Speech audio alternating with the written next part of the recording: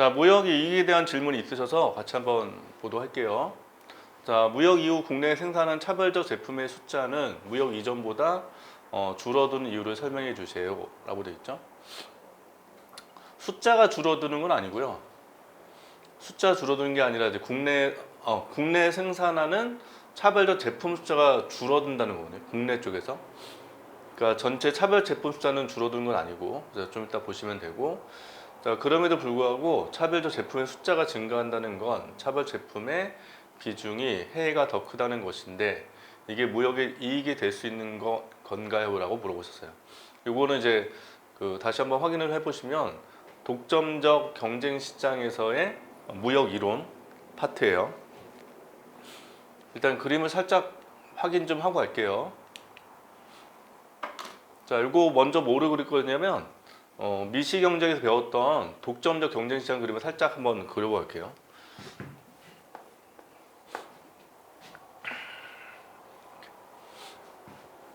자, 독점 시장과 동일하게 이제 그림 그렸잖아요. 그래서 독점 경쟁도 불안정 경쟁 시장이기 때문에 디맨드 커브는 우하향으로 이렇게 그려주시고, MR 커브는 밑에서 가파를 그려줬죠.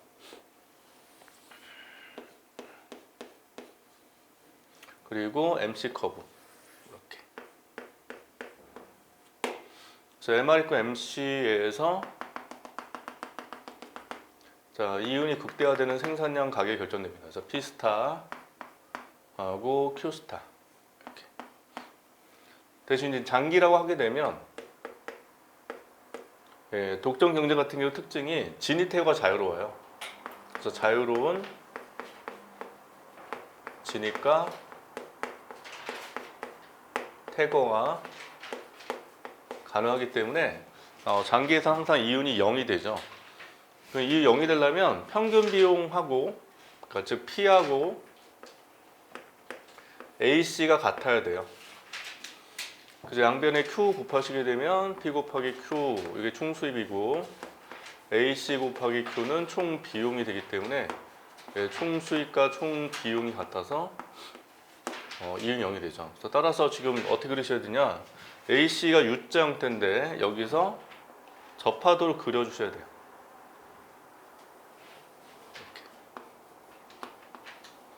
그럼 지금 P 곱하기 Q 요 네모 면적이 총 수입이고, Q 곱하기 AC, Q는 요 길이고 AC는 요 길이니까 요것도 총 비용이 되어서 이윤이 0이 됩니다. 그러니까 여기서 이제 뭐를 강조하는 거냐면, AC만 딱 보시면 독점 경쟁 같은 경우는 AC가 내려가는 영역에서 균형이 달성이 돼요. 이 상태에서. 그럼 여기서 만약 생산을 늘리면 어떻게 돼요? 그러니까 AC만 보자고요. AC만 보시면 생산량이 늘어나면 평균이 내려가고, 생산량이 줄잖아요. 줄면은 평균 비용이 올라갑니다. 이렇게.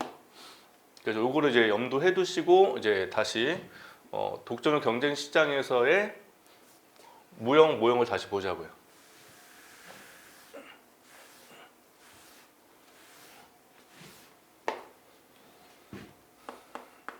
자, 독점적 경쟁 시장에서의 모형. 자, 저번 시간에 제가 자세하게 도출하는 과정을 쭉 설명을 드렸단 말이에요. 근데 이제 공부하는 입장에서 논술만 준비한다고 보면 도출하는 과정까지는 모르더라도 결론식 정도는 알아두실 필요 있거든요. 그래서 첫 번째 알아두실 식이 뭐였었냐면 Q. 그러니까 즉 독점적 경쟁 시장 내에 있는 특별한 기업 Q. 즉 Q가 뭐였냐면 판매량 또는 수요량 했고요. Q의 식이 S n분의 1 빼기 P 그리고 P 빼기 P 바. 일단 요 식은 암기하시는 게 좋아요. 요 식. 그래서 독점 경쟁 시장 내에 무수히 많은 기업도 있는데 그 많은 기업들 중에 하나의 기업, 특정 기업의 판매량, 수요량은 여기에 직면한다 라고 했었죠. 자, S가 뭐였냐면 시장 규모, N은 기업 수, P는 해당 기업의 가격, P바는 독점적 경쟁 시장 내에 있는 다른 기업들의 평균 가격 B 곱했기 때문에 이거 민감도라고 했었습니다. 그래서 이걸 통해서 뭐를 도출했냐면 두 가지를 도출했거든요. 첫 번째가 뭐였냐면 무이윤 조건.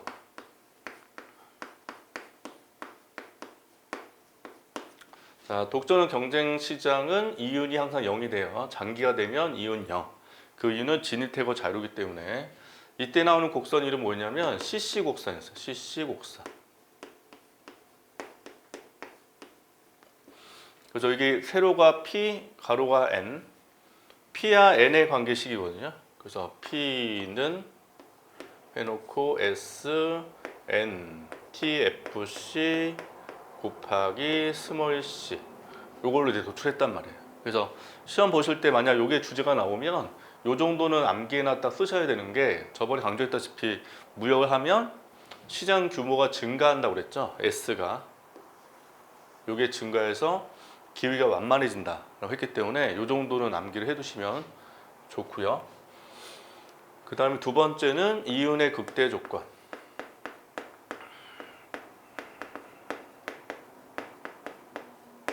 그래서 이윤 극대 조건은 PP 곡선이 도출됐어요. P는 BN 분의 1 더하기 C 요 식으로 도출됐는데 다시 강조하지만 둘 중에 이제 만약 무역 관련된 거 설명하고 싶으면 요 위에 있는 식 정도는 암기를 해놨다가 활용하시면 좋습니다. 일단 그림을 넣어볼게요. 현재 PN축이니까 PN 요거 있고 요거 기울기겠죠. 그리고 C는 절평가. 그래서 C 여기 위치하는 거고 이렇게. 그 다음에 N이 분자 있으니까 S 저기 가로축이 있으니까 S TFC 기울기. 그래서 직선을 그려주시면 돼요. 일단 이렇게. 이게 CC 곡선. 그럼 이제 왜 이렇게 그려지나를 좀 고민을 해보시라는 거죠. 우상 그려지는 거. 식은 단순하게 요 식이니까 이제 그려진 건 명확하지만 한번 의미를 보자는 건데 일단 이제 n이 증가를 한대요. 오른쪽으로. 그럼 n이 증가한다는 거는 현재 요 그림이 우리나라 내에 있는 독점적 경쟁 시장 내에 있는 특별한 독점적 경쟁 기업에 대한 그림이에요. 한국 내에 있는 독점적 경쟁 시장이 있을 거 아니에요. 독점 경쟁 시장은 그 안에 무수히 많은 기업들이 존재하잖아요. 그 한 기업의 그림이란 말이에요. 그러면 이제 n이 커지잖아요. 그럼 기업 수가 증가를 하는 거죠. 그럼 증가한다는 건 독점적 경쟁 시장 내에 있는 경쟁 기업들이 많아진다는 거예요. 이게 n이 커진다. 그럼 경쟁 기업의 수가 많아진 거예요. 숫자가. 그럼 수가 많아지게 되면 해당 입장에서 일단 여기서 보셔도 n이 커지니까 판매량이 줄거든요. 판매량이. 해당 기업의 판매량이 줄 거예요. 시장 점유율이 줄어드니까. 그래서 해당 기업의 판매량 또는 생산량이 이렇게 줄어든다는 거죠. 그럼 이게 줄어들게 되면 아까 AC 그림 강조했었잖아요. 판매량 줄면 평균 비용이 올라간다고요. 이게 AC가 올라가요. 이렇게. 근데 이윤이 0인 되는 조건 뭐였어요? P는 AC 아니에요? 총수익과 총비용 같은 거. 그럼 AC가 올라가면 뭐도 올라가대요? P도 올라가줘야죠. 이렇게. 그래서 N이 뭐 할 때? 증가를 할 때 P도 올라간다. 그게 CC곡선의 의미라고 하는 거고 두 번째 이윤 극대화 조건 PP 곡선을 보자고요. 그림 그리면 N을 기반으로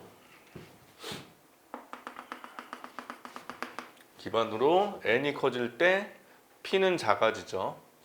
그래서 우하향 그려지지만 N이 이제 무한대 정도 되셔야 P는 C가 될 거 아니에요. 그래서 요게 요렇게 그려지는 거죠. 쭉 이렇게. 자, 일단 우하향 그려지는 거 보자고요. 또 N이 커진다는 거죠. 그러면 지금 경쟁하는 기업의 수가 많아져요.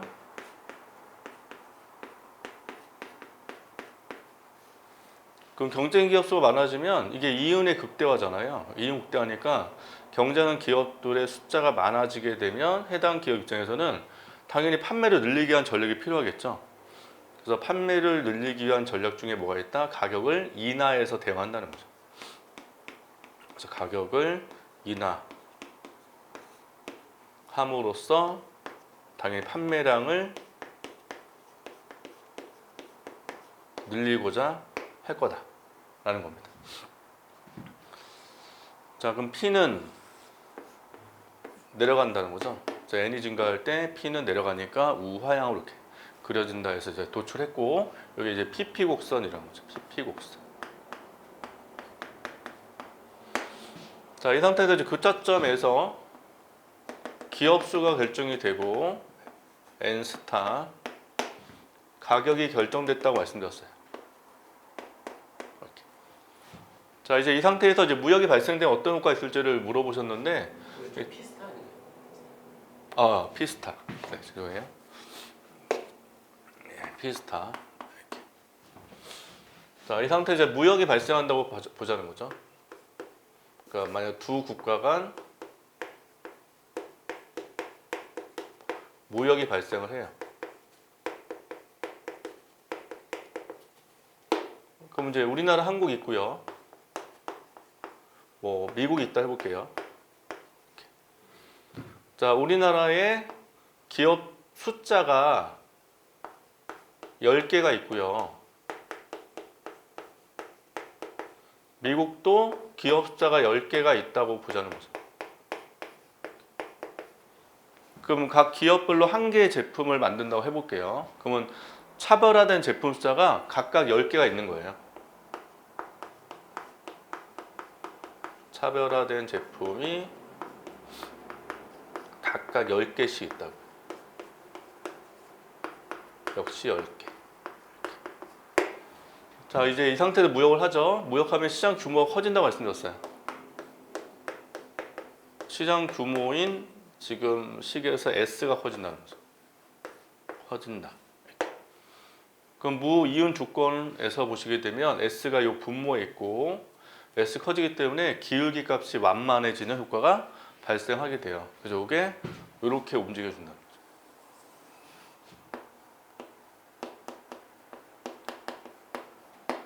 그럼 교차점이 여기로 가요. 자, 여기로 갔다는 거는 일단 특징이 첫 번째로는 가격이 내려가거든요. PW 스타로 이렇게 가격의 인하. 그러면 해당 한국에서 이런 차별하는 제품의 가격이 떨어진 효과가 발생하게 돼요. 특히 이제 어떤 특정 뭐 기업이라고 보시면 되겠죠. 특정 기업의 가격이 내려갔다고 해석할 수 있고, 그리고 N이 늘잖아요. 이렇게 늘었어요. 그럼 요거를 이제 효과를 얘기할 때 첫 번째로는 차별화된 제품의 가격이 하락하는 효과가 있다는 거죠.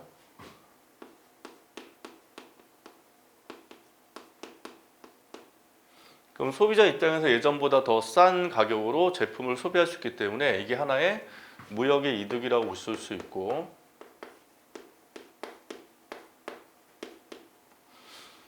자, 그 다음에 N스타를 보시면 이게 늘었단 말이에요. 그러면 이제 기업 숫자가 늘었다는 거잖아요.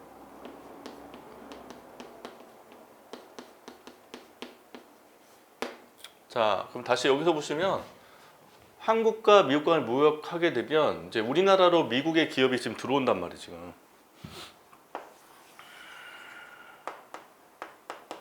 그럼 한국만 딱 보면 기존이 몇 개였어요? 10개였다고. 제품 숫자가 10개. 이렇게. 근데 지금 들어왔죠? 미국 기업이. 이렇게.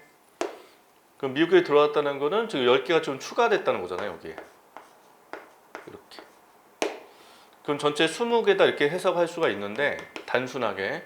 그러면 우리나라의 차별화된 제품 숫자가 늘었다는 거, 이 자체만으로도 무역의 이득이라고 해석할 수 있다는 거죠. 그럼 이때 한국은, 우리나라는 기업 수가 여전히 10개일까를 물어본 거예요. 자, 기업 수가 한 개당 한 개를 만들었거든요. 근데 기업 수 한 개당 2개라는 제품을 만들 수도 있죠. 지금 10개일 때 한 개당, 기업 수 한 개당 한 개를 만들었단 말이에요. 근데 지금 20개 됐을 때 이제 어떻게 해석할 수 있냐면 기업수 한 개당 2개 제품을 만약 만들게 되면 여전히 생산을 그만큼 메꿀 수 있잖아요. 얘네 입장에서. 그러면 이 상태냐 아니면 여전히 기업수가 10개냐를 지금 물어보신 거란 말이에요. 그러면 뭐를 보고 확인할 수 있냐? 가격을 보고 확인할 수 있다는 거. 가격이 내려갔다는 거. 자, 만약 가격이 안 내려갔다는 건 뭐냐면 기존의 기업수가 여전히 10개라는 걸 의미해요. 10개. 그럼 기업수 10개일 때는 제품이 10개니까 한 개당 하나를 그냥 만들고 있는 상태. 여전히 그 상태라면 굳이 가격이 내려갈 필요가 없었는데 지금 가격이 내려갔다는 거는 평균 비용이 내려갔다는 얘기거든요. 아까 AC 그림 제가 설명드렸잖아요. U자로. 그럼 요게 내려가야 가격이 내려가죠. P는 AC니까. 그럼 오른쪽 간다는 거는 생산량이 더 늘었다는 거죠. 증가. 즉 기업수 10개가 이제 10개를 만드는 게 아니라 기업수가 5개더라도 여전히 10개를 만드는 구조 바뀌었다는 거예요. 그래서 기업수 한 개당 더 생산을 늘림으로써 당연히 평균이 내려가고 그리고 가격이 내려감으로써 해석할 수 있다라는 거죠. 따라서 지금 자국 내에 있는 한국이라는 기업수가 늘었냐 줄었냐의 판단은 저 가격으로 판단하시는 거예요. 가격이 만약에 불변이라면 기업 숫자가 안 바뀐 거고 만약 지금 가격이 내려갔다고 지금 그림상에 표현됐기 때문에 예전보다는 기업수가 우리나라 기업은 더 늘었다는 거죠. 한국 기업은. 그러니까 우리나라 기업 숫자가 늘었다는 개념보다 한국 기업이 생산하는 생산량이 더 늘었다. 대신 기업 수는 오히려 줄었다라고 해석할 수 있다는 겁니다. 그래서 요거에 대한 내용은 제 교재 보시면 이제 하반부에 설명이 되어 있는데 일단 무역이동 두 가지예요. 다시 첫 번째 가격이 내려가는 효과가 있다. 두 번째로는 이제 기업 숫자로 보지 마시고 N이 늘었다는 해석의 의미는 뭐다? 자국 내에서 소비할 수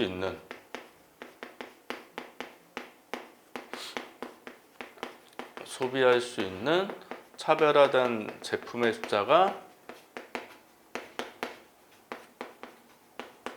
수가 늘었다.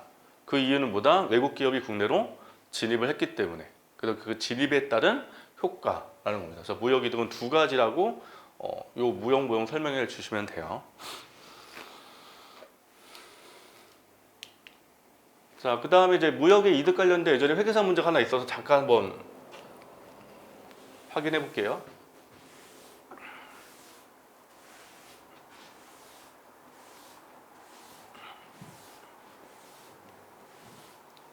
자, 만약에 무역의 이득에 관한 논점이 나오면 두 가지가 나올 수 있다는 거죠. 가장 기본은 일반적인 무역 이득. 그러니까 저번에 생산 가능 옵선하고 모차 옵선 통해서 도출한 그림이었고 그거를 이제 이렇게 냈기 때문에 어려워 보이지만 내용은 똑같죠. 자, 다음 그림의 빗끝인 영역 이렇게 돼 있죠. 이게 이제 생산 가능 옵선이잖아요, 원래 우리가 배웠을 때. 그래서 이게 이제 2009년도에 나왔던 기출문제이긴 하지만 생산 가능 경계라고 돼 있고. 자, 그래서 식량과 에너지 두 재화만 존재하는 경제의 국내 생산 가능성을 나타내고 있다. A와 C를 지나는 직선과 보시면 A점 여기 있고 C점 여기 있죠. C를 지나는 직선과 그 다음에 B에서 B는 여기죠. B에서 생산 가능격을 접하는 직선 기울기는 마이너스 2다. 그러니까 두 개는 지금 뭐하다? 기울기 똑같다는 거죠. 이게 똑같다. 그리고 A에서 생산 가능 경계와 접하는 직선의 기울기는 마이너스 1이다. 여기 마이너스 1이다. 생산 가능 지점의 우상방에 그려진 세 개의 곡선은 대표적 국내 소비재의 무채곡선인데 우리 배울 때는 그냥 뭐 개인의 무채곡선이라고 보셔도 되고 아니면 사회 전체의 무채곡선이라고 말씀드렸어요. 자, 폐쇄경제에서는 두 재화의 균형 가격이 동일하고 국제시장에서는 식량 가격이 에너지 가격의 2배라고 할 때라는 거죠. 그게 이제 마이너스 2라는 얘기예요. 그러니까 식량 가격이 이게 X축이니까 X제일 거고 에너지는 Y축 Y제겠죠. 이렇게. 그래서 2배라는 건 뭐다? PY분의 PX 값이 절대값으로 2다. 요거죠. 이게 뭐예요? 교역 조건이죠. 국제 교역 조건. 자, 다음 설명 중 가장 옳지 않은 것은 이라고 물었어요. 그럼 알다시피 처음에 A점에서 지금 생산 소비를 하는 거죠. 그래서 흰 색깔로 이렇게 그리시게 되면 무채호선을 이렇게 넣었을 때 A점에서 뭐 한다? 무역 전에 생산 소비하고 있는 점이죠. 그래서 무역 이전에 생산하고 소비하는 점. 이렇게. 생산하는 곡선과 무차별 곡선이 만나는 점. 네, 접하는 점. 네. 그래서 생산하는 곡선이 있고 무채였을 때 접하는 점. 임의의 점이 그 임의의 점인 거죠. 예, 요거 A점은 임의를 잡아놓은 거죠. 네. 문제에서. 그러니까 여기는 지금 무역을 안 하고 있는 상태를 나타내고, 그 다음에 이제 국제 교육 주권이 2로 바뀌잖아요. 2. 그럼 지금 둘 다 2라고 그랬죠, 이게. 똑같이. 그러니까 여기서 가파르게 움직여서 노란 색깔로 그리면 이렇게 그려지잖아요. 이렇게. 그래서 무차곡선이 이렇게 움직인 거죠. 이렇게. 그게 요 D점. 그럼 B가 뭐예요? 무역 이후에 생산점. D점은 소비점. 이렇게 되는 거죠. 그래서 무역 이후에는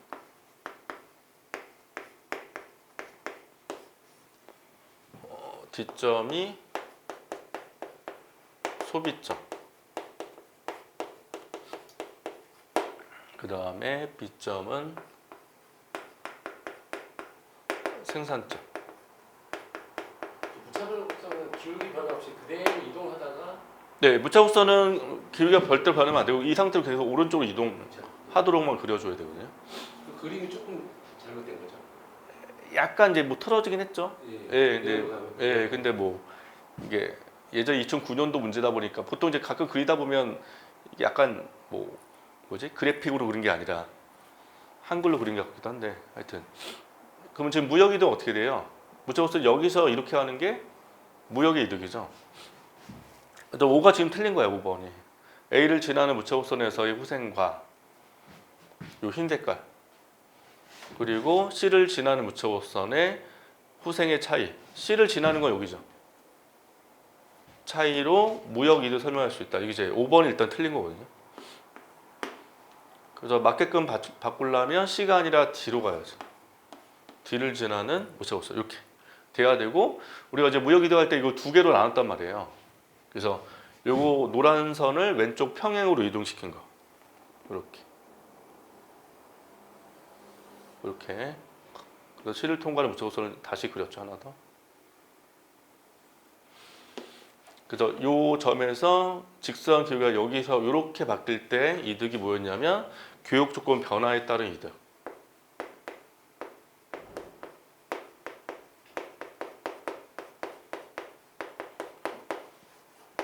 변화에 따른 이득. 이었고 다시 노란 색깔이 여기서 이렇게 평행 이동할 때는 생산점 위치만 바뀌는 거죠. 교육주권 자체에 직선 기울기 평행하기 때문에 교육주권 변화 없는 상태에서 생산점 위치만 A에서 B로 가는 게 바로 생산 특화에 따른 이득. 그래서 플러스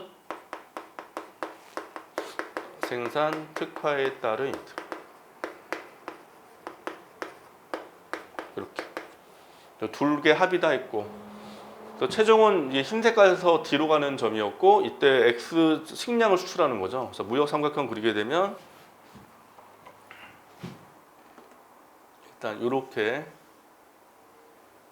그려지고 식량 이만큼 수출 그 다음 에너지는 이만큼 수입한다. 이렇게 이제 표현하는 거죠. 그래서 1번 보시면 폐쇄 경제에서 균형 생산은 A에서 이루어진다. 그러니까 무역 이전이니까 맞고 폐생제 균형 생산을 유지하면서 여기를 유지하면서 국제 무역이 이루어진다면 그게 이제 여기로 갈 수 있다는 거죠. 이 나라 식량을 뭐하고 수출하고 에너지 수입을 하게 될 것이다, 맞죠? 개방 경제 균형에서 이 나라는 식량 생산을 늘리고 그러니까 A에서 지금 B로 갔으니까 식량 생산을 늘리고 에너지 생산을 줄일 것이다. 이게 이제 특화 개념이죠. 부분 특화. 그리고 개방적인 규정에서 이 나라 소비자는 식량과 에너지를 모두 더 많이 소비를 하게 되는 거야. 무역을 하게 되면 어떻게 돼요? 수입을 이만큼 했다는 것은 그에 대응해서 수출도 한 거기 때문에 예전보다는 무조건 소비량이 늘 수밖에 없는 거죠. 그게 무역 이득이니까. 그래서 5번이 지금 답이 틀렸다라는 거여서 예전에 나왔던 이제 무역 이득 객관식 문제 한번 보여드렸고요. 지금 배웠던 저희 내용 기반으로 하시면 금방 답을 찾을 수 있는데 이걸 좀 정리 안 돼 있으면 또 굉장히 어렵게 느낄 수 있는 문제였기 때문에 한번 같이 한번 살펴봤습니다. 자, 그럼 질문자의 내용을 한번 마지막으로 정리를 다시 한번 해볼게요. 자, 일단 무역한 이후에는 국내에서 생산한 차별적 제품의 숫자는 무역하기 전보다는 감소하게 되는 거예요. 줄어드는 거고 대신 이제 무역함으로써 외국 기업들이 국내로 들어오잖아요. 들어오기 때문에 무역 이후에 전체 차별적 제품의 숫자는 늘어나게 됩니다. 그 이유는 이제 외국 기업이 국내로 진입을 했기 때문에 증가한다 이렇게 나눠서 보시면 돼요. 첫 번째로는 국내에서 사실 국내 기업이 예전에 생산했던 차별 제품 숫자가 있었을 거 아니겠죠? 그럼 이제 무역을 한 이후에는 오히려 줄어드는 거예요. 외국 기업이 일단 들어오니까. 그 다음에 무역 이후에는 전체 차별 제품 숫자는 외국 기업이 국내에 들어왔기 때문에 이제 증가한다. 그래서 둘로 나눠서 딱 정리하시면 되고요.